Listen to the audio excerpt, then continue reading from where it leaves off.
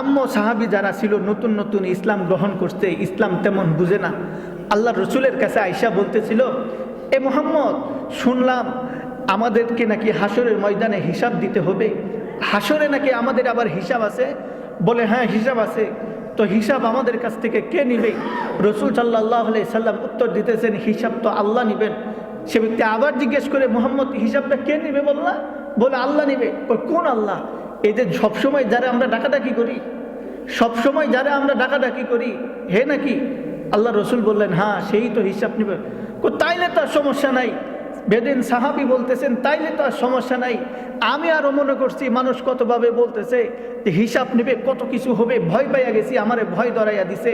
তে না জানি হিসাবটা কে নিবে, কার কাছে হিসাব দিতে হবে।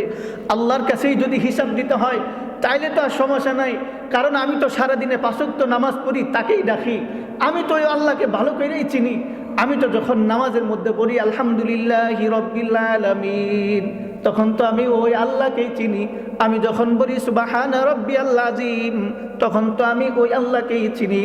যখন বলি সুবহানা রাব্বিয়াল আ'লা, তখন তো আমি ওই আল্লাহকেই চিনি।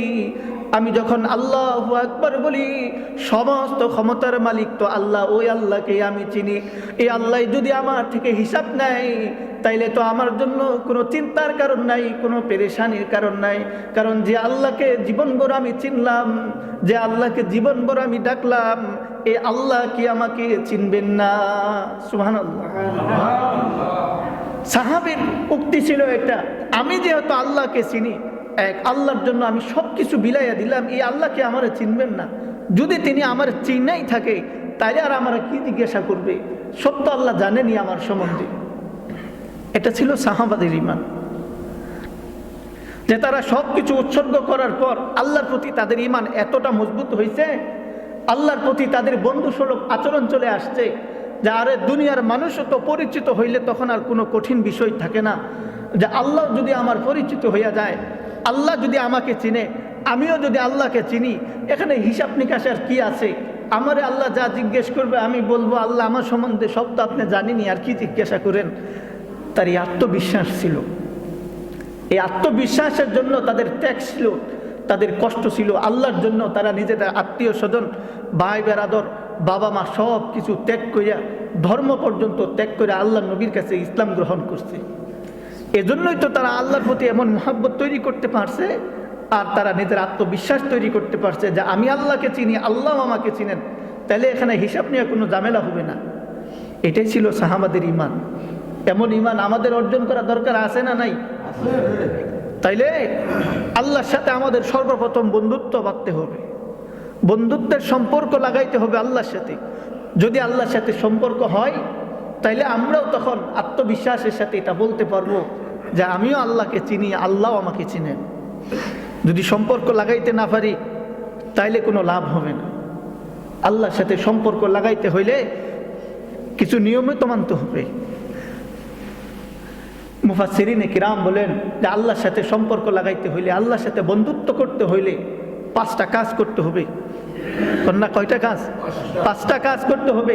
মনোযোগ দিয়ে শুনবেন। 5টা কাজ করতে হবে। 1 নম্বর কাজ হইল যে প্রথমে সব গুনাহগুলো ছাইড়া দিতে হবে, সমস্ত গুনাহগুলো ছাইড়া দিতে হবে। দ্বিতীয় কাজ হইল আল্লাহ পাকের পক্ষ থেকে যত রকমের ফরজ ওয়াজিব বিধানগুলো আছে, এই সমস্ত বিধানগুলোর উপর আমল করতে হবে। এরপরে 4র্থ নম্বরে হইল যত রকমের সুন্নত আছে, বিশেষ করে সুন্নতে মুআক্কাদা, এগুলো আমল ধারাবাহিকভাবে করতে হবে। 5 নম্বরে হইল যে নফল ইবাদত বেশি বেশি করতে হবে। যদি মানুষ এই 5টা করে তাহলে আল্লাহর সাথে বন্ধুত্ব হইয়া যাবে। আল্লাহর সাথে বন্ধুত্ব হইলে পরে তার দুনিয়া আখিরাত নিয়ে কোনো টেনশন থাকবে না। আর যদি এই 5 কাজ কোনো মানুষ করতে না পারে তাহলে তার জন্যই যত হতাশা, তার জন্যই যত দুর্ভাগ্য। প্রথম কাজ কি? সব গুনাহ ছাইড়া দেওয়া। কিন্তু মানুষ জান্নাতে যাইতে হইলে 5 কাজের প্রয়োজন হয় না। মানুষ জান্নাতে যাইতে হইলে মাত্র 4টা হইলেই যথেষ্ট। কোন 4টা? একে তো গুনাহগুলো ছাইড়া দেওয়া। যদি আমরা গুনাহ ছাইড়া দেই তাইলে আমরা জাহান্নাম থেকে মুক্ত হয়ে যাব। গুনাহ ছাড়লে যার জিন্দেগিতে কোনো গুনাহ নাই সে জাহান্নামে যাবে না। আল্লাহ পাক ইনসাফকারী, তিনি কাউকে জুলুম করেন না, কারো উপর আল্লাহ জুলুম করেন। গুনাহ না থাকলে আল্লাহ জাহান্নামে দিবেন না। দ্বিতীয় হইল ফরজ, তৃতীয় হইল ওয়াজিব। এই ফরজ ওয়াজিব আল্লাহর বিধান, এগুলো যদি আমরা মানি তাহলে আল্লাহ আমাদেরকে জান্নাত দিয়ে দিবেন। হারাম থেকে বাঁচলে জাহান্নাম থেকে মুক্ত, ফরজ ওয়াজিব মানলে জান্নাতে আমাদের ঠিকানা হয়ে যায়। এরপর চতুর্থ আসলো রসুল সাল্লাল্লাহু আলাইহি সাল্লামের সুন্নত। সুন্নতে মুআক্কাদা কেউ যদি আমল করে তাহলে হাসরের ময়দানে আল্লাহ পাকের পক্ষ থেকে আল্লাহর রসুল তার জন্য সুপারিশ করবেন। সুবহানাল্লাহ কবেন না? তাহলে কোনো মানুষ যদি এই 4 কাজ করলো তাহলে তো জান্নাত পেয়ে গেল, কিন্তু সে ওলি হইতে পারে নাই। বলেন না, জান্নাত পাইলেও কি হয় নাই? ওলি হইতে পারে নাই। যদি ওলি হইতে না পারে, আমরা যদি বলি ওলি না হইলাম সমস্যা কি, জান্নাত তো পেয়ে গেলাম, মানুষ কইতে পারে না। কিন্তু প্রকৃত সফলতা তো আল্লাহর ওলি হওয়ার মধ্যে। জান্নাত পাইলে মানুষ, গুনাহ থেকে বাঁচলে মানুষ জাহান্নাম থেকে বাইচা যাবে, এটা মানুষের একটা স্বার্থ। গুনাহ করলে জাহান্নামে যাবে, না করলে মানুষ জাহান্নামের থেকে বাইচা যাবে, এটা মানুষের স্বার্থ আছে না? স্বার্থ আছে, আযাব থেকে রেহাই পেয়ে যাবে। দ্বিতীয় আসলো ফরজ এবং ওয়াজিবগুলো, এগুলো বান্দা যখন আমল করবে বিনিময়ে সে জান্নাত পাবে, এটাও তো একটা স্বার্থ। বিনিময় পাওয়া মানেই তো স্বার্থ। এরপরে আসি চতুর্থ নম্বরে, রাসূল সাল্লাল্লাহু আলাইহি সাল্লামের সুন্নতের উপর আমল করলে নবীজি তার জন্য শাফায়াত করবেন, এটাও তো একটা স্বার্থ। এই 4 কাজের মধ্যে স্বার্থ আছে, এজন্য সে আল্লাহর ওলি হইতে পারে না। আল্লাহর ওলি হওয়ার জন্য এমন কোনো কাজ করতে হয় যে কাজে কোনো স্বার্থ থাকে না। এটা হইল নফল ইবাদত। বললেন না কি ইবাদত? নফল ইবাদত। কোনো মানুষ গুনাহ করে ঠিকই, এরপরে নফল ইবাদতও করে, সে কিন্তু আল্লাহর ওলি হইতে পারে না। গুনাহ কি? নানান ধরনের গুনাহ আছে। সুদ খাওয়া গুনাহ, ঘুষ খাওয়া গুনাহ, অন্যায় করা গুনাহ, মানুষের উপর জুলুম করা গুনাহ, আল্লাহর হুকুম অমান্য করা গুনাহ। কোনো একটা গুনার সাথে মানুষ সম্পৃক্ত আছে, এরপর সে আবার নফল ইবাদতও করতেছে, সে আল্লাহর ওলি হইতে পারে না। কোনো মানুষ এমন আছে যে গুনাহ তো করে না, কিন্তু সে সওয়াবের কাজগুলোও করে না। কি করে না? সওয়াবের কাজগুলোও করে না। এই লোক আল্লাহর ওলি হইতে পারে না, শুধু আল্লাহ রসুলের সুন্নতগুলো মানে। আছে না কিছু সুবিধাবাদী মানুষ, নামাজ পড়ুক, রোজা না রাখুক, কিন্তু তার মনে আল্লাহ রসুলের মহাব্বত আছে। মুহররম আসলে, 12ই রবিউল আউয়াল আসলে নবীর মহাব্বতে সিন্নি খাওয়া বাদ দেয় না। কি বলেন, আছে না এমন মহাব্বতকারী? এ মহাব্বতকারী অনেক নফল ইবাদত করে, তবুও সে আল্লাহর ওলি হইতে পারবে না। কারণ কি? আল্লাহর ওলি হইতে হইলে নিঃশর্ত মেহনত প্রয়োজন, যেখানে কোনো স্বার্থ থাকবে না, কোনো কিছু পাবার আশা থাকবে না। এজন্য বাকি 4 কাজ কইরা এরপর যদি কেউ নফল ইবাদত করে, বাকি 4 কাজ কইরা এরপর যদি নফল ইবাদত করে, ওই ব্যক্তি আল্লাহর ওলি হইতে পারে। আল্লাহর ওলি হইলে কি লাভ? আল্লাহর ওলি হইলে তখন আমাদেরকে আল্লাহ পাক আমাদের জন্য সুসংবাদ দিতেছেন, আলা ইন্না আউলিয়া আল্লাহি লা খাউফুন আলাইহিম ওয়া লা হুম ইয়াহজানুন। সুবহানাল্লাহ।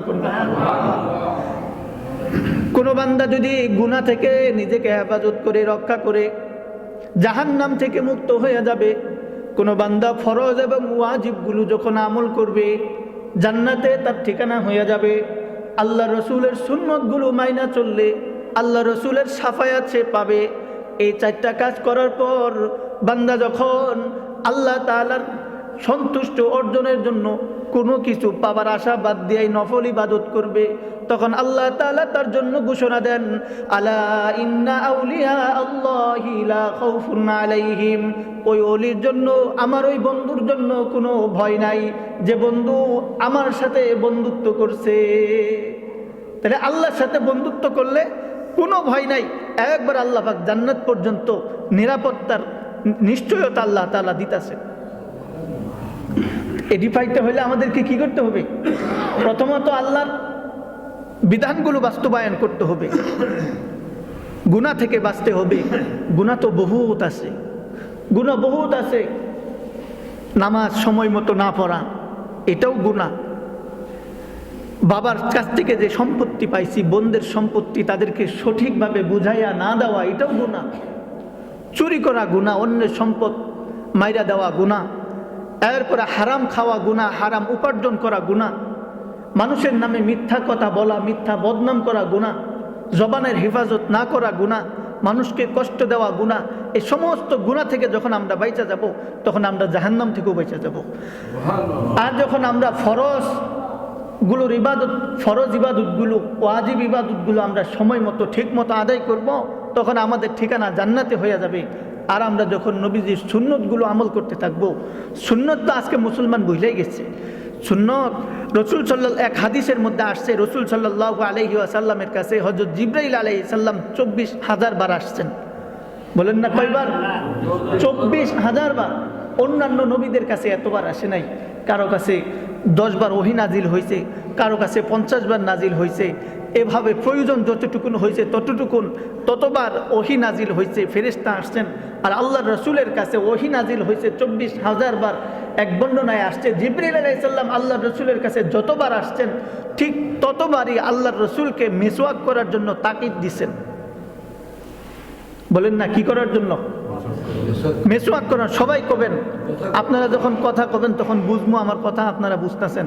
চলেন না আমি কথা কইতে উৎসাহ কমো নাকি? তাইলে আল্লাহর রসুলকে যতবার জিবরাইল আলাইহিস সালাম আল্লাহর রসুলের কাছে আসছেন, ততবার মিসওয়াক করার জন্য উৎসাহ দিছেন, তাকিদ দিছেন। আজকে আমরা মিসওয়াক ভুলে গেছি। গাছ বহুত আছে, ডালপালা আছে ঠিকই, কিন্তু আমাদের মিসওয়াক নেই। আমাদের কাছে যা আছে, পেস্ট আছে, পাউডার আছে, আর একটা প্লাস্টিকের ব্রাশ আছে। এটাই আমাদের সম্বল। কি বলেন? আল্লাহ পাক আমাদেরকে মিসওয়াকের আমল করার তৌফিক দান করেন। সবাই বলি আমিন। মিসওয়াকের বহুত ফজিলত আছে। তার মধ্যে একটা ফজিলত হইল, মিসওয়াক যে করবে মৃত্যুর সময় আল্লাহ পাক তার ভাগ্যে ইমানের কালেমা নসিব করবে। দরকার আছে না? কালেমা কার দরকার নাই? ইমান নিয়ে কে মৃত্যুবরণ করতে না চায়? যে গুনাহ করে সারা জীবন মানুষেরটা মাইরা খাইছে, সারা জীবন অন্যায় জুলুম অবিচার করছে, সেও চায় মৃত্যুর সময় আমার মরণটা ভালোভাবে হোক। কি চাই না মানুষ? আমরা কি চাই না? তাইলে আমাদের ইনশাল্লাহ মিসওয়াক বানাবো। ইনশাল্লাহ গাছের ডালপালা আমাদের বাড়িতে আছে, মিসওয়াক বানাই ফেলবো ইনশাল্লাহ। আল্লাহ তৌফিক দান করুক। এবার আসি, আল্লাহ রসুল আমাদেরকে শিখাইলেন যে আল্লাহর ওলি হইতে হইলে যে আমল করতে হবে। মনে আসেনি? ভুলে গেছেন? 1 নম্বরে কি? কোন 1 নম্বরে? গুনাহ ছাইরা দেওয়া। কি 1 নম্বরে কি? সবাই কোন, আপনারা যদি কথা কোন, বুঝেন কথাগুলো, তাইলে না আমার আলোচনা সার্থক হবে। আমি কইলাম, আপনারা শুনলেন, শেষ এ পর্যন্ত হইল না তো? হইল? এসে ভালো ছিল বসে বসে সুবহানাল্লাহ সুবহানাল্লাহ বললে প্রত্যেক বারে আল্লাহ পাক 10টা করে নেকি দিত। কিন্তু যতক্ষণ শুনবো ইনশাল্লাহ মানার নিয়তে শুনবো। তাহলে 1 নম্বরে আল্লাহর ওলি হইতে হইলে কি লাগবে? গুনাহ ছাইরা দিতে হবে। সবাই বলেন 1 নম্বরে গুনাহ ছাইরা দিতে হবে। 2 নম্বরে ফরজ ওয়াজিবের আমল করতে হবে। 3 নম্বরে সুন্নতে মুআক্কাদার আমল করতে হবে। 4 নম্বরে 3 এবং 4 নম্বর সুন্নত এবং ওয়াজিব। 2 নম্বর হলো ফরজ, 3 নম্বর হলো ওয়াজিব, 4 নম্বর হলো সুন্নতে মুআক্কাদা, 5 নম্বর হলো নফল ইবাদত। নফল ইবাদতের মধ্যে একটা ইবাদত হলো শেষ রাতে তাহাজ্জুদের আমল করা। আল্লাহ পাক হাসরের ময়দানে মানুষগুলোকে যখন জমায়েত করবেন, সমস্ত হাসরবাসীদের সামনে আল্লাহ তাআলা ডাক দিবেন, আইনাল মুতাহাজ্জাদুন। নবীজি বলেন, আল্লাহ পাক যখন আইনাল মুতাহাজ্জাদুন, ও তাহাজ্জুদ পড়নেওয়ালারা কোথায়? দাঁড়াও। আল্লাহ পাক যখন দাঁড়াইতে বলবেন, দেখা যাবে মাত্র অল্প কয়েকজন মানুষ হাত তুলছে। আল্লাহ পাক এটা দেখে তখন বলবেন, হ্যাঁ এত কম কেন? তাহাজ্জুদ পড়নেওয়ালা এত কম কেন? এজন্য আমাদের তাহাজ্জুদ পড়ারও অভ্যাস করতে হবে। আল্লাহ রসুল সাল্লাল্লাহু আলাইহি সাল্লাম তাহাজ্জুদের আমল নিয়মিত করতেন। আমরাও আল্লাহ রসুলের এই সুন্নত ধরে ধারণ করবো ইনশাআল্লাহ। কি বলেন? যদি শেষ রাতে উঠতে না পারি, অন্তত এশারের নামাজের পর বেতের নামাজ শেষ হইলে তখন 2 রাকাত 4 রাকাত যা পারি পইরা তাহাজ্জুদের নিয়তে পইরা এরপর আমরা মসজিদ থেকে বের হব, তাতেও আল্লাহ পাক আমাদেরকে তাহাজ্জুদের সওয়াব দান করবেন। এবার আসুন আমরা সবাই মুসলমান, মুসলমানদের মধ্যে থেকে উত্তম মুসলমান হওয়ার প্রয়োজন আছে না নাই? বাজারে যখন আমরা যাই তখন আমরা জিজ্ঞেস করি যে আমার এই জিনিসটা দাও, কোনটা দিব? ভালোটা দিও। কয় যে ভালোটার দাম বেশি, এটা নিয়ে যান, এটার দাম একটু কম। কয় না, ভালোটাই দাও, ভালোটার দাম বেশি হইলেও আমরা ভালোটাই নিব। আমরা মুসলমান হইছি, আমরা যেমন ভালো জিনিস খুঁজি, আল্লাহ পাকও আমাদের কাছে এটাই আশা করেন যে আমার বান্দা সবচেয়ে ভালো মুত্তাকিন হবে, আমার বান্দা সবচেয়ে বেশি আমল করতে হলা হবে। রসুল আশা করেন যে আমার উম্মত সবচেয়ে বেশি তাকওয়াবান হবে, এটা আল্লাহ রসুল আশা করেন। এজন্য তো আল্লাহ পাক আমাদের জন্য ঘোষণা দিয়েছেন, আলা ইন্না আউলিয়া আল্লাহি লা খাউফুন আলাইহিম ওয়ালা হুম ইয়াহজানুন। অতিরিক্ত ইবাদত যার মধ্যে আছে, এই না হইল আল্লাহ তাআলার বন্ধু, এই হইল আল্লাহর ওলি। আল্লাহ পাকও আমাদের মাঝে এটাই খুঁজেন। সেটা কি? আমাদের বৈশিষ্ট্যের মাধ্যমে, আমাদের গুণাগুণের মাধ্যমে, আমাদের কাজের মাধ্যমে আমরা আল্লাহর কাছে উত্তম হইতে পারি, আল্লাহর কাছে আমরা উচ্চ মর্যাদা সম্পন্ন হইতে পারি। আল্লাহ রসুল সাল্লাল্লাহু আলাইহি ওয়াসাল্লামের কাছে সাহাবারা জিজ্ঞেস করেন, সাহাবারা আল্লাহর রসুলকে জিজ্ঞেস করেন, ওগো রসুল, আইউল ইসলামি খৈরুন, নবী মুসলমানদের মধ্যে যে ইসলাম আছে, ইসলাম কার, ইসলামরা কার, মুসলমানিত্বরা আল্লাহর কাছে সবচেয়ে প্রিয়, সবচেয়ে দামি। সব জিনিসের মধ্যে দামি কম দামি আছে না? আল্লাহর রসুলকে জিজ্ঞাসা করা হইল, নবী, আমরা যে আপনার সাহাবা আছি, আমরা সবাই তো মুসলিম, এর মধ্যে থেকে কোন মুসলমানের মুসলমানিত্ব আল্লাহর কাছে সবচেয়ে দামি? আল্লাহর রসুল বলে দেন, মান সালিমাল মুসলিমুনা মিন লিসানিহি ওয়া ইয়াদিহি।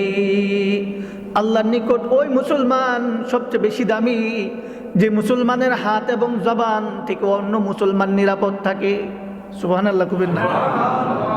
মুসলমানের হাত এবং জবান থেকে অপর মুসলমান নিরাপদ থাকে, এই মুসলমান আল্লাহর কাছে সবচেয়ে বেশি দামি, আল্লাহর কাছে সবচেয়ে প্রিয়। এই মুসলমানের মুসলমানিত্ব আল্লাহর কাছে দামি, এই হলো অন্যদের তুলনায় আল্লাহর কাছে উঁচু মর্যাদা সম্পন্ন উন্নত মানের মুসলমান। বলে হাত এবং জবান থেকে অপর মুসলমান কেমনে নিরাপদ থাকে? আল্লাহর রসুল আমাদেরকে শিখাইয়া দেন, মানুষ জবান দিয়ে কথা বলে, মানুষ জবান দিয়ে মানুষের জন্য দোয়া করে, মানুষ জবান দিয়ে মানুষের জন্য নানান ধরনের বকাবকি করে কিনা, এগুলো সব তো মুখের কাম। আপনি যখন আমার জন্য কিছু প্রশংসা করবেন, আমার মনটা বড় হয়ে যাবে, আপনার প্রতি মুহাব্বত জন্মাবে। আপনি যদি আমার নামে মানুষের কাছে নানান ধরনের গীবত করে বেড়ান, আমার দুশ্চর্চা করে বেড়ান, যখন আমি এই সংবাদ পাবো আপনার প্রতি আমার মনটা ছোট হবে। কি বলেন? এই যে মানুষকে কষ্ট দেওয়া। আল্লাহর রসুল বলেন, ওই মুসলমান সবচাইতে উচ্চ মর্যাদা সম্পন্ন মুসলমান আল্লাহর নিকট যে মুসলমানের হাত এবং জবান থেকে অন্য মুসলমান নিরাপদ থাকে। অর্থাৎ সে তার জবান দিয়ে কারো ক্ষতি করে না, হাত দিয়েও কারো ক্ষতি করে না। আজ এক সিগনেচারের কারণে মানুষের লাখ লাখ টাকা লস হইয়া যায়। মানুষ হাত দিয়ে আরেকজনকে বাইরে মাইরা ফেলায়, আরেকজন মানুষ নিজের হাত দিয়ে বহুত কিছু করতেছে। কি বলেন? আল্লাহ রসুল বলেন, এই হাত এবং জবানকে যে নিয়ন্ত্রণ করলো, যার হাত এবং জবান থেকে অপর মুসলমান নিরাপদ থাকবে, আল্লাহ পাকের কাছে তার মুসলমানিত্ব উঁচু মর্যাদায় পৌঁছে যাবে। সুবহানাল্লাহ। এবার আল্লাহর রসুলকে অন্য হাদিসের মধ্যে জিজ্ঞাসা করা হয়, ওগো আল্লাহর রসুল, মুসলমানদের মধ্য থেকে, মুসলমানদের ইসলামের মধ্যে সবচেয়ে মর্যাদাপূর্ণ এমন একটা কাজের কথা আমাদেরকে বলুন, সেই কাজটা কি? আইউল ইসলামি আফজালু, আইউল ইসলামি খয়রুন। ওগো নবী, উঁচু মর্যাদা সম্পূর্ণ কাজটা কি? আল্লাহর রসুল তখন সাহাবাদেরকে জানাইয়া দেন, তুতঈমুত তাআম ওয়া তাকরাউস সালাম। আল্লাহর রসুল দুইটা কাজের কথা বলেন। একটা কাজ হইল তুতঈমুত তাআম, তুমি মানুষকে খানা খাওয়াবে, এটা হইল তোমার জন্য উত্তম আখলাক, উত্তম কাজ, মুসলমানদের উত্তম বৈশিষ্ট্য। দ্বিতীয় বৈশিষ্ট্য হলো ওয়া তাকরাউস সালাম, মানুষকে যখন পাবা তখন তুমি তাকে সালাম দিবা। ওগো নবী, আমরা কাকে সালাম দিব আর কাকে সালাম দিব না? নবী আমার জানাইয়া দেয়, ও সাহাবারে, তুতঈমুত তাআম ওয়া তাকরাউস সালাম, আলা মান আরাফতা ওয়া মান লাম তারিফ। যখন তুমি সামনে কোনো মুসলমান পেয়ে যাও, সে হোক না তোমার পরিচিত অথবা হোক না তোমার অপরিচিত, পরিচিত অপরিচিত যাকে পাবা তাকেই সালাম দিয়া দিবা। সুবহানাল্লাহ। তাহলে মানুষ আল্লাহর কাছে দামি হওয়ার জন্য দুইটা আমল, প্রথম দুইটা আমল হলো জবান এবং হাত দিয়া মানুষের ক্ষতি না করা। আল্লাহ রসুল দ্বিতীয় হাদিসের মধ্যে আমাদেরকে জানায় দেয়, শুধুমাত্র মানুষের ক্ষতি করা থেকে বিরত থাকলেই হবে না, যদি আল্লাহর কাছে আরো উচ্চ মর্যাদা পাইতে চাও তাহলে জবান এবং হাতের দ্বারা আরো দুইটা কাজ করতে হবে। একটা কাজ এজন্য পরিকল্পনা কইরা তারা তাদের হারাম উপার্জিত যে সম্পদগুলো আছে, হারাম পশু পালন যেগুলো তারা করত, যে পশুগুলো তারা পালন করত হারাম হারাম পশু, যেমন শূকর হারাম পশু, এই পশুর গুস্ত দিয়া তাদেরকে মেহমানদারির চিন্তা ভাবনা করত। এরপরে কাউকে দাওয়াত দিত যার সাথে তার শত্রুতা আছে, এমন একজন পাক্কা ইমানওয়ালা মুসলমানকে দাওয়াত দেয়া খাওয়াইতো। খাওয়ানোর পর এক বাদশার ঘটনা আছে, এই বাদশা মুসলমানদের সাথে কোনোভাবেই পাইতেছিল না। এক সময় মুসলমানদেরকে দাওয়াত দিল, বড় বড় আলেমদেরকে দাওয়াত দিয়া তাদেরকে খানা খাওয়াইয়া দিল। খানা খাওয়াইয়া দেওয়ার পর বাদশাকে কেউ জিজ্ঞাসা করলো, ও বাদশা নামদার, এরা তো আপনার বিরুদ্ধে সবসময় অবস্থান নেয়, এরা তো আপনার বিরুদ্ধে আচরণ করে, আর আপনি এদেরকে দাওয়াত কইরা এত সুন্দর করে মেহমানদারি করলেন, খাওয়াইয়া দিলেন। বাদশা উত্তর দেয়, রে শুনো, এতদিন পর্যন্ত এরা যে আমার বিরুদ্ধে আচরণ করত, এদের সাথে কোনোভাবেই আমি পারতাম না, কিন্তু আজকে দাওয়াত খাওয়ানোর পর থেকে আমি এটা নিশ্চিত হয়ে গেলাম যে এরা আমার কাছে পরাজয় বরণ করে ফেলাইছে। জিজ্ঞেস করা হলো, বাদশা কেমনে এটা সম্ভব? বাদশা বলে দিল, এদেরকে আমি যা খাওয়াইছি, এখানে শূকরের গুস্ত ছিল, এদেরকে আমি যা কিছু খাওয়াইছি সেখানে নাপাক পানিও ছিল, তাদের পেটে যখন নাপাক পানি গেছে, নাপাক গুস্ত গেছে, এরা তো এর আগে যখন আল্লাহর কাছে দুই হাত তুলে দোয়া করত, আল্লাহ পাক এদের দোয়া কবুল করতেন, বিনিময় আল্লাহ এদেরকে সাহায্য করতেন। এরা যখন যুদ্ধের ময়দানে অবতীর্ণ হইতো, এদের বিরুদ্ধে যুদ্ধ করতে গিয়ে আমরা পরাজয় বরণ করতে হইতো, কিন্তু এরা বিজয় হয়ে যাইতো। এখন হারাম খাবার খাইছে, এরা যতই আল্লাহর কাছে হাত তুলে দোয়া করুক, আল্লাহ এদের ডাকে সাড়া দিবেন না। এরা যখন যুদ্ধের ময়দানে আসবে, এর আগে তো আল্লাহ পাক এদেরকে সাহায্য করতেন, রহমত করতেন, এখন তারা আল্লাহর রহমত থেকেও বঞ্চিত হয়ে যাবে। আমার একবেলা খাওয়ানোর বদৌলতে তাদের পরাজয় নিশ্চিত হইল, আর আমার বিজয় সুনিশ্চিত হয়ে গেল। নাউজুবিল্লাহ বলবেন। তাইলে আমরা যদি মেহমানদারি করি, কোনটা থেকে করব? হালালটা থেকে। হালাল থেকে মেহনত করা, মেহমানদারি করা, হালাল উপার্জন থেকে মেহমানদারি করা মুসলমানের বৈশিষ্ট্য।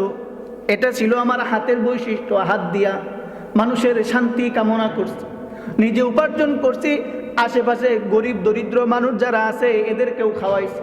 উপার্জন ছিল হাতের। আল্লাহ রসুল সাল্লাল্লাহু আলাইহি সাল্লাম যখন তার উপর প্রথমবার ওহী নাজিল হইল, গারে হেরা থেকে আল্লাহ রসুল আম্মাজান খাদিজা রাদিয়াল্লাহু তাআলা আনহার ঘরে গেলেন, যায়া বললেন, খাদিজা আমারে কম্বল দিয়া জড়াইয়া ধরো।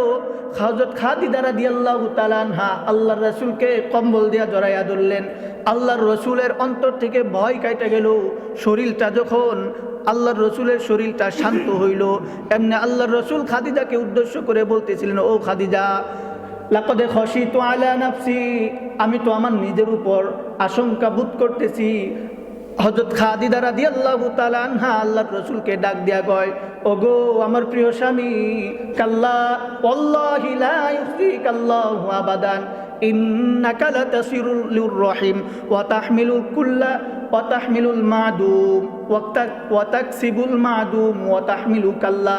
ওগো আমার প্রিয় স্বামী, আল্লাহ পাক আপনাকে কখনো বেইজ্জতি করবেন না, আল্লাহ কখনো আপনাকে অপমানিত করবেন না, কেননা আপনি তো আল্লাহ তাআলার যে সমস্ত বাণীগুলো মানুষের সামনে পৌঁছায়া দিন, আপনার মধ্যে অনেকগুলো গুণ আল্লাহ তাআলা দিয়েছেন, যে কারণে আপনি গরিব অসহায় মানুষদেরকে মেহমানদারি করান, গরিব অসহায় মানুষদের জন্য খাদ্যের ব্যবস্থা করে দিন, আপনি অসহায় মানুষদের খোঁজ খবর নেন, যে সমস্ত মানুষ সমাজের মধ্যে হতদরিদ্র আছে এদের সাহায্য সহযোগিতা করেন, আপনি মেহমানদারি করান, আত্মীয় স্বজনদের সাথে সুন্দর সম্পর্ক রাখেন, আমি আল্লাহর কসম করে বলছি, কাল্লা ওয়াল্লাহি লা ইউখজিকাল্লাহু আবাদান, কখনো আল্লাহ পাক আপনাকে অপমানিত করবেন না। এটা আল্লাহর রসুলের একটা বিশেষ বৈশিষ্ট্য ছিল যে আল্লাহর রসুল মানুষদেরকে মেহমানদারি করাইতেন। আল্লাহ রসুল যখন হতদরিদ্র মানুষ যারা আছে এদেরকে আল্লাহ রসুল সাহায্য করতেন, সহযোগিতা করতেন। তাহলে আমরাও পারি সাহায্য সহযোগিতা করতে আমাদের হালাল ইনকাম থেকে। এখন শীতের দিন চলে আসছে, সমাজের মধ্যে দরিদ্র মানুষ আছে না বহুত, যে মানুষগুলো এমন শীতের কনকনে রাতের মধ্যে আমরা অনেকগুলো কাপড় দিই, তারপরেও শীত থামে না। এই সময় আমাদের এলাকায় যারা হয়তো দরিদ্র মানুষ আছে এদের জামা কাপড়ের অভাব, যাদের সামর্থ্য আছে আমরা আগাইয়া যাব, তাদেরকে জিজ্ঞাসা করব, শীতের দিন তোমাদের খেতা কম্বল ঠিকমতো আসেনি, যা যা লাগবে এগুলো আসেনি। অনেক মানুষ আছে কাপড় গায়ে দিতে পারে না। আমরা যারা চাকরি বাকরি করি, হালাল ইনকাম আছে, টাকা পয়সা আল্লাহর রহমতে আল্লাহ দিছেন আমাদেরকে, আমরা চেষ্টা করব ইনশাল্লাহ আমাদের সমাজের দরিদ্র মানুষদেরকেও আমাদের উপার্জন থেকে তাদেরকে কিছু দেওয়ার।